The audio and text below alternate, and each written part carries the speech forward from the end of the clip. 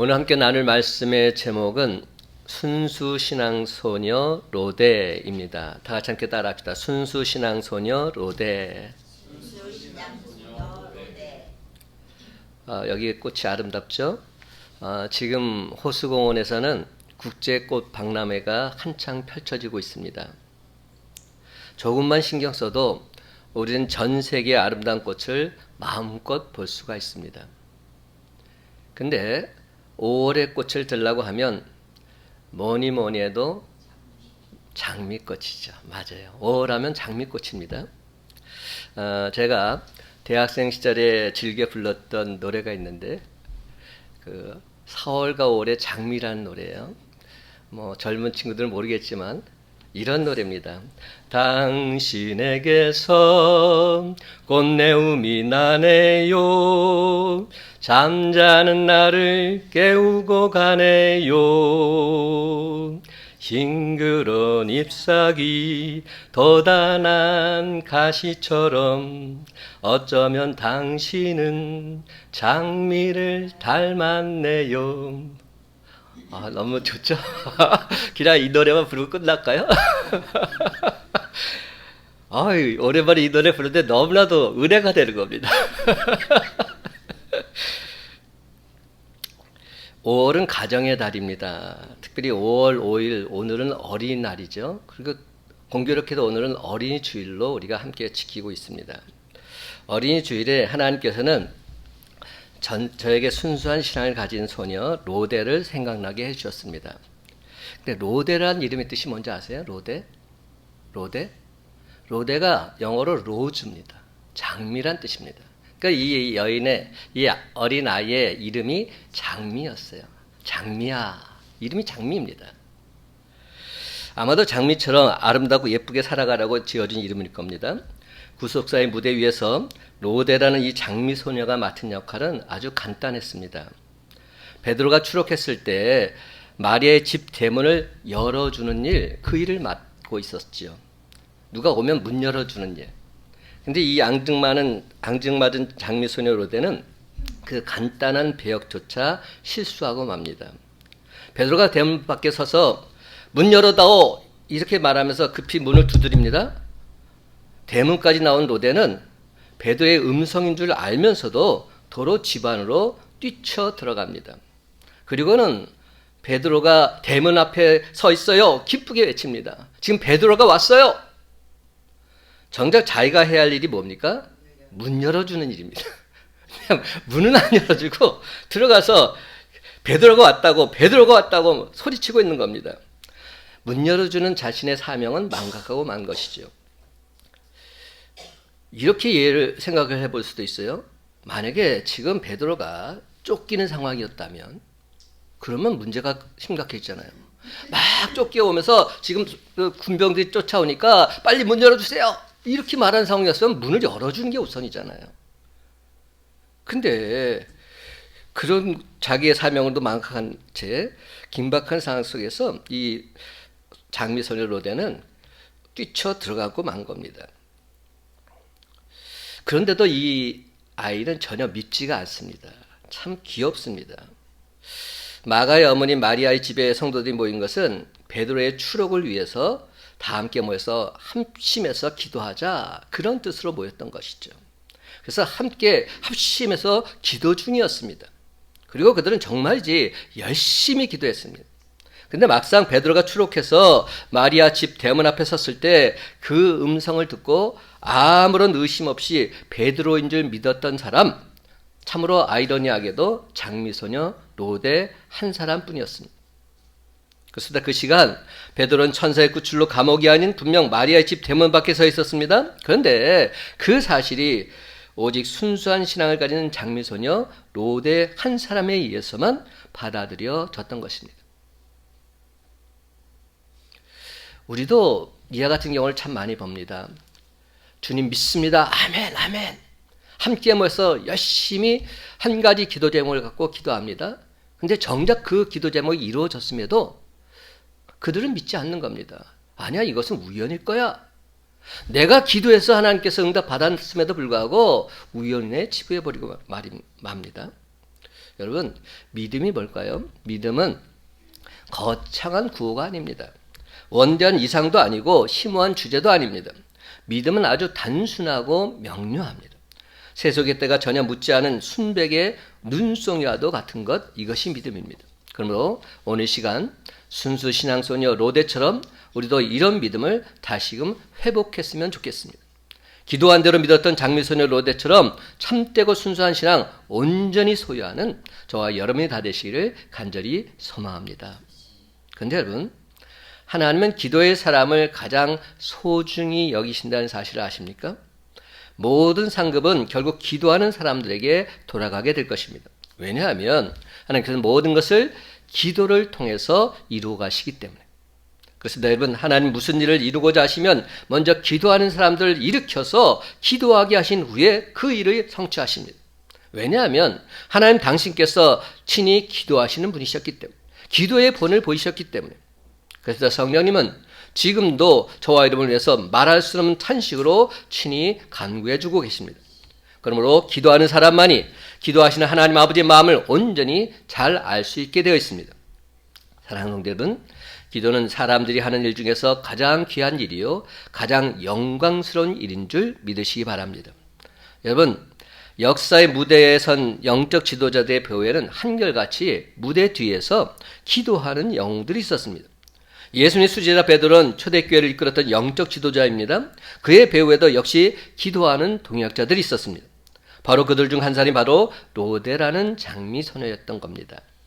사도행전 12장을 보면 헤롯 왕이 영적 지도자를 해하는 중에 요한의 형제 제자 야고보를 죽이고 있습니다. 초대교회의 첫 순교자는 누구죠?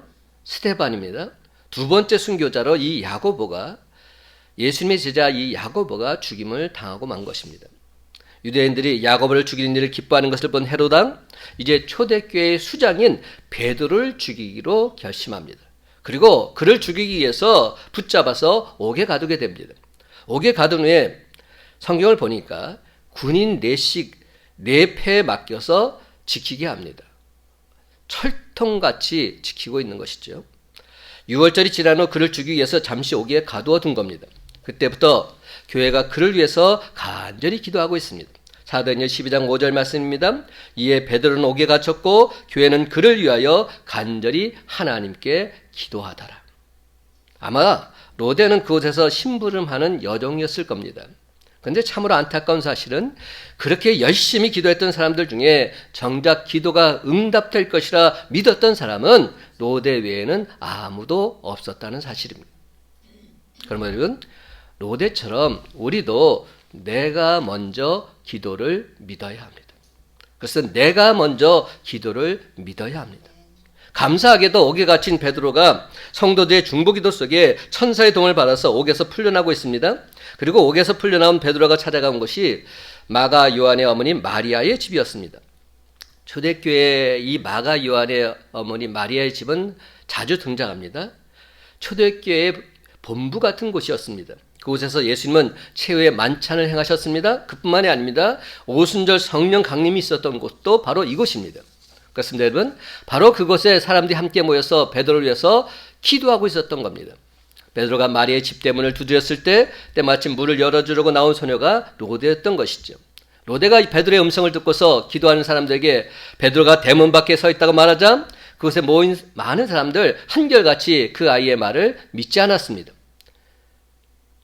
기도하던 모든 사람들이 로데에게 뭐라고 말했는지 아십니까? 너 미쳤다 이렇게 말했어요. 미치지 않고서야 지금 베드로가 이 문 밖에 있을 리가 있냐? 그는 지금 감옥에 있는데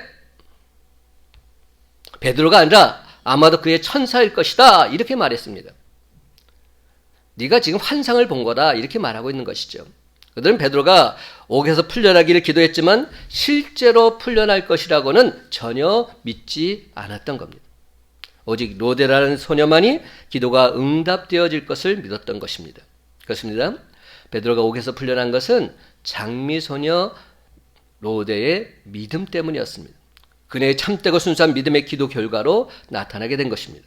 그러므로 사랑하는 성도 여러분, 이제 우리도 기도할 때 오직 믿음으로 기도해야 합니다. 의심으로 드린 기도는 결코 응답받지 못합니다. 야고보서 1장 6절, 7절, 8절은 말합니다. 오직 믿음으로 구하고 조금도 의심하지 말라. 의심하는 자는 마치 바람에 밀려 요동하는 바닷물결 같으니 이런 사람은 무엇인지 주께 얻기를 생각하지 말라. 두 마음을 품어 모든 일에 정함이 없는 자로다. 여러분, 의심은 기도 응답의 장애물입니다. 의심을 버리고 믿음을 가져야 합니다. 마가복음 11장 24절은 말합니다. 그러므로 내가 너에게 말하노니 무엇이든지 기도하고 구하는 것은 받은 줄로 믿으라. 그리하면 너에게 그대로 되리라. 무엇이든지 기도하고 구하는 것은 받은 줄로 믿으라. 그리하면 너에게 그대로 되리라. 여러분, 내가 먼저 기도를 믿지 않고 기도하는데 어떻게 하나님께 그 기도를 들어 응답해 주시겠습니까? 장미소녀 로데처럼 내가 먼저 기도를 믿으십시다. 그렇습니다. 여러분, 내가 먼저 기도를 믿을 때 그 기도가 진정 주님 뜻에 합한 기도라면 하나님께서는 그 기도를 반드시 들어 응답해 주실 줄로 믿습니다. 그뿐만이 아닙니다.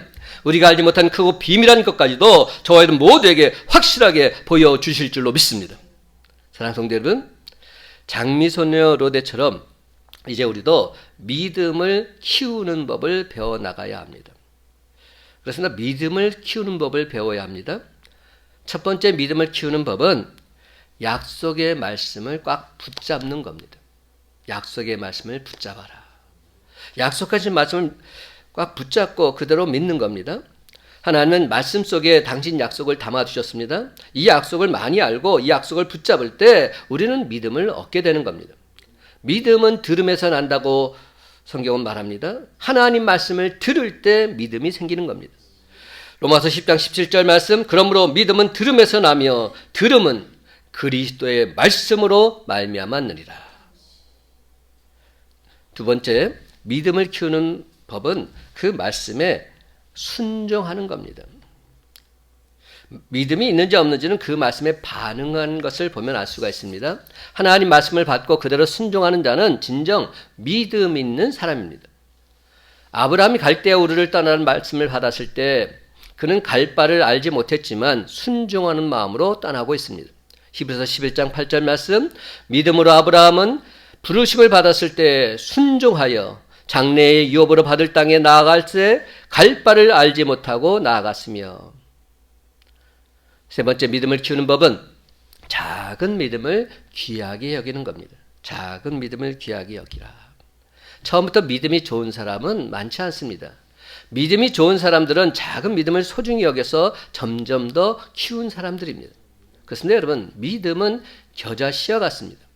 겨자씨와 같은 믿음을 심고 가꾸므로 겨자씨가 커서 나무가 되는 것 같은 경험을 하게 되는 것입니다. 마태복음 17장 20절, 이르시되 너희 믿음이 작은 까닭이니라 진실로 너에게 이르노니 만일 너에게 믿음이 겨자씨 하나 만큼만 있어도 이 산을 명하여 여기서 저기로 옮겨지라 하면 옮겨질 것이요 또 너희가 못할 것이 없으리라. 겨자씨만한 믿음이란 뜻이 무엇입니까? 단지 작다는 의미가 아닙니다. 살아있다는 의미입니다. 믿음이 살아있으면 되는 겁니다. 아무리 신앙생활을 오래 했다 할지라도 내 믿음이 죽어있다면 아무 소용이 없습니다. 껍데기뿐인 신앙 아무 의미가 없습니다.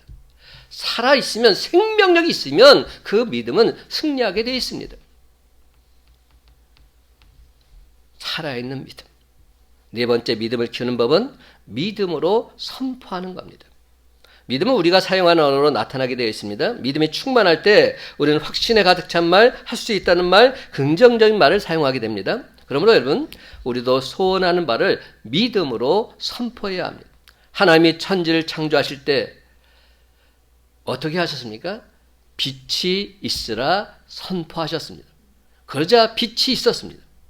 하나님의 형상을 따라 지음받은 우리들일진데 저와 여러분도 믿음으로 선포할 때 하나님의 능력 똑똑히 목도하게 될 줄로 믿습니다. 왜입니까? 내가 하는 것이 아니라 내 안에 계신 하나님께서 하시기 때문에. 그렇습니다. 선포할 때는 확신을 가지고 선포해야 됩니다. 나는 약합니다. 그러나 하나님은 강하십니다. 나는 부족합니다. 그러나 하나님은 부족함이 없으십니다. 나는 할 수 없습니다. 그러나 하나님은 능치 못함이 없으신 줄 믿으시기 바랍니다. 사도행전 3장을 보면 베드로와 요한이 성전 민문에서 나면서부터 한 번도 걸어본 적이 없는 안진뱅이를 만나고 있습니다. 베드로는 그를 치유하기 위해서 이렇게 선포합니다. 사도행전 3장 6절 말씀, 은과 금은 내게 없거니와 내게 있는 이것을 내게 주노니 나사렛 예수 그리스도 이름으로 일어나 걸으라. 내가 나사렛 예수 그리스도를 명하노니 일어나 걸으라. 여러분, 나면서부터 걷지 못한 사람을 향해서 베드로는 예수 그리스도의 이름을 믿고서 담대히 선포하고 있는 것입니다. 그런데 여러분, 한 가지 더, 믿음으로 선포했다면 그 믿음을 행동으로 옮겨야 합니다. 말만 해서는 안 된다는 겁니다. 내가 진정 믿는다면, 믿음으로 선포했다면 선포한 대로 행해야 하는 겁니다. 베드로가 어떻게 하는지 아십니까? 일어나 걸으라 선포한 다음에 7절 상반절 보면 이렇게 시작됩니다. 오른손을 잡아 일으키니. 예수 이름으로 일어나 걸으라 선포하고 그치면 안 됩니다. 그리고 이 말씀을 믿는다면 실제적으로 행동에 옮기고 있는 겁니다. 오른손을 잡아 일으키니. 여기까지 가야 됩니다. 바로 그 순간 이 사람이 태어나서 처음으로 걷게 됩니다. 처음으로 뛰게 됩니다. 그리고 성전에 들어가서 하나님을 찬양하고 있습니다. 어떻게 해요? 그는 걸었네 뛰었네 찬양했네. 그는 걸었네 뛰었네 찬양했네. 곧 나사렛 예수 이름으로 일어나 걸으라. 아멘입니다. 다섯 번째, 믿음을 키우는 방법은 끝까지 포기하지 않는 겁니다. 믿음의 위기는 벼랑 끝에 서게 될 때 찾아오게 되어 있습니다. 여러분, 믿을 수 있는 것을 믿는 것, 믿을 수 있을 때 믿는 것, 이것은 누구나 다 할 수 있습니다. 불신자들도 다 할 수 있습니다. 그러나 옥에 갇힌 베드로가 풀려나는 것은 누구나 다 믿을 수 있는 일 아닙니다. 하나님의 행하심을 믿을 때에만 가능한 일입니다. 이미 야고보는 헤롯의 손에서 죽임을 당했고 베드로가 갇힌 옥은 그 방비가 이만저만 사모한 것이 아니었습니다. 여러분, 한번 상상해 보시기 바랍니다. 오늘 성경을 보니까 베드로가 감옥 속에서 어떻게 잡혀 있었나 하는 그 상태를 설명해 주고 있습니다. 두 군인들 틈에서 두 쇠사슬에 매여 있었습니다. 지금 어떤 상태냐면 그냥 감옥 속에만 있는 것이 아니라 감옥 속에 갇혀 있는데 옆에 군인들 하나씩 있습니다. 그리고 쇠사슬로 양쪽 손을 다 묶고 양쪽 발을 다 묶은 겁니다. 그런 상태로 갇혀 있는 겁니다. 그러니까 도무지 도망갈 수 없는 상태입니다. 완벽하게 그를 감옥 속에서 쇠사슬에 묶어놓은 상태입니다.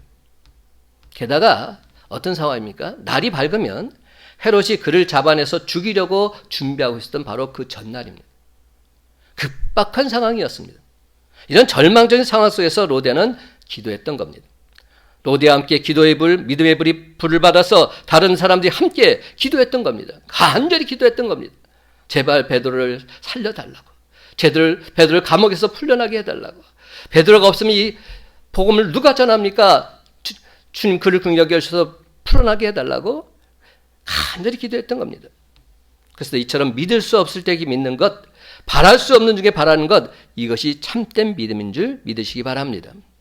그렇습니다. 여러분, 참된 믿음은 끝까지 포기하지 않습니다. 결단코 뒤로 물러서지 않습니다. 히브리서 10장 38절 말씀, 나의 의인은 믿음으로 말미암아 살리라. 그 다음 말이 중요합니다. 또한 뒤로 물러가면 내 마음이 그를 기뻐하지 아니하리라. 여러분, 오직 의인은 믿음으로 말미암아 살리라, 이 말씀 우리가 너무나 잘 아는 말씀입니다. 근데 더 중요한 말씀이 뒤로 물러가면 주님께서 마음에 그를 기뻐하지 않으시겠다는 겁니다. 그러므로 기도하다가 여러분 낙심하지 마시기 바랍니다. 기도하다가 포기하지 마시기 바랍니다. 기도하다가 뒤로 물러서지 마시기 바랍니다. 뒤로 물러가면 내 마음이 그를 기뻐하지 아니하리라. 그렇습니다. 여러분, 하나님께 여러분의 믿음을 솔직히 보여드리시기 바랍니다. 오직 믿음으로 선포하시고 끝까지 참고 인내하면서 기다리시기 바랍니다. 그래서 마침내 폭포수처럼 쏟아부어주시는 하나님의 은혜와 복을 마음껏 받아 누리시는 강한 믿음의 용사들이 저와 여러분이 다 되시기를 주님의 이름으로 간절히 축원합니다. 사랑하는 성도 여러분, 믿음의 기도는 마침내 풍성한 열매를 맺게 되어 있습니다. 그렇습니다. 믿음의 기도는 풍성한 열매를 맺습니다. 장미소녀 로데가 드린 기도는 진정 믿음의 기도였습니다. 그렇다면 로데가 베드로를 위해서 기도할 때 도대체 어떤 역사가 일어나고 있을까요? 첫째, 하나님의 평안이 임하고 있습니다. 6절 말씀입니다. 헤롯이 잡아 내려가는 그 전날 밤에 베드로가 두 군인들 틈에서 두 쇠사슬에 매여 누워 자는데 파수꾼들이 문 밖에서 옥을 지키더니, 여러분, 이 사도행전 12장 6절 말씀 보면서 제가 깜짝 놀랐던 상황이 있었어요. 가장 놀랐던 게 뭐냐면 베드로가 쇠사슬에 지금 매여 있잖아요. 양쪽에 군인이 쇠사슬을 같이 묶어가지고, 그런데도 잠을 자고 있었다는 겁니다. 저는 이 사실이 참 놀랍더라고요. 아니, 이런 상황에도 잠이 올까?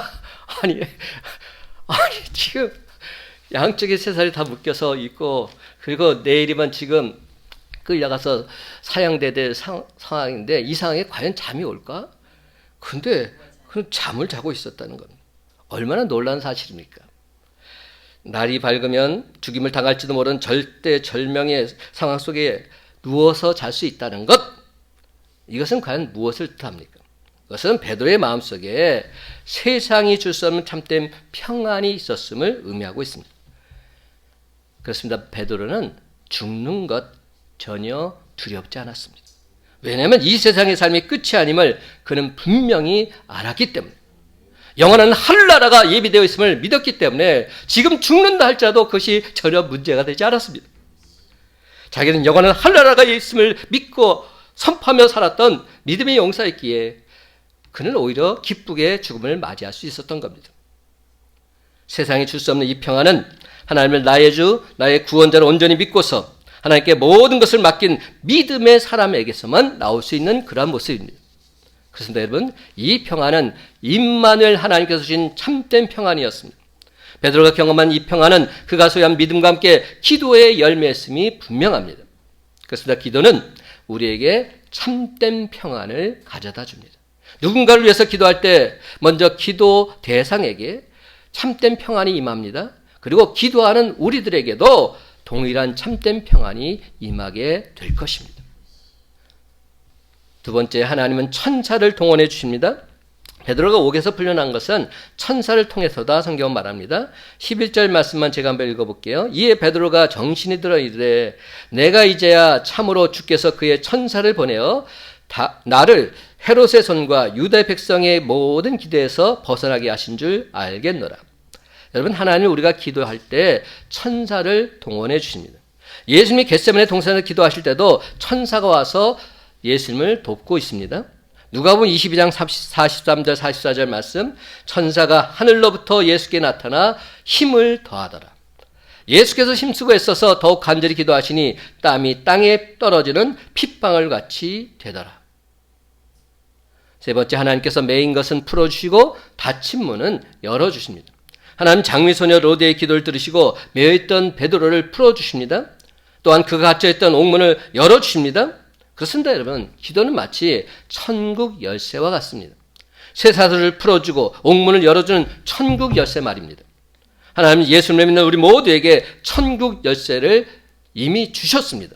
마태복음 16장 19절 말합니다. 내가 천국 열쇠를 내게 주리니 내가 땅에서 무엇인지 매면 하늘에서도 매일 것이요 내가 땅에서 무엇인지 풀면 하늘에서도 풀리리라. 그렇습니다. 여러분이 천국 열쇠를 소유했다면 여러분 진정 부자여 강한 자입니다. 문제는 그 천국 열쇠를 사용하느냐 사용하지 않느냐에 달려 있습니다. 천국 열쇠를 사용해서 우리가 합심해서 기도하기만 한다면 더욱 강력한 하나님의 역사가 분명 나타나게 될 것입니다. 마태복음 18장 18절과 19절 말합니다. 진실로 너희에게 이르노니 너희 무엇인지 너희가 땅에서 매면 하늘에서도 매일 것이요 무엇인지 땅에서 풀면 하늘에서도 풀리리라. 진실로 다시 너희에게 이르노니 너희 중에 두 사람이 땅에서 합심하여 무엇인지 구하면 하늘에 계신 네 아버지께서 그들을 위하여 이루게 하시리라. 분명히 들어 응답해 주신다 말씀합니다. 그렇습니다, 여러분. 베드로가 옥에 갇혔을 때 교회는 합심해서 기도했습니다. 그 기도 중에 로데의 믿음이 강하게 역사한 겁니다. 로데의 작은 믿음의 불씨가 활활 타오르게 된 것입니다. 하나님은 우리는 믿음의 사람들에게 진정 상급을 주고 싶어 하십니다.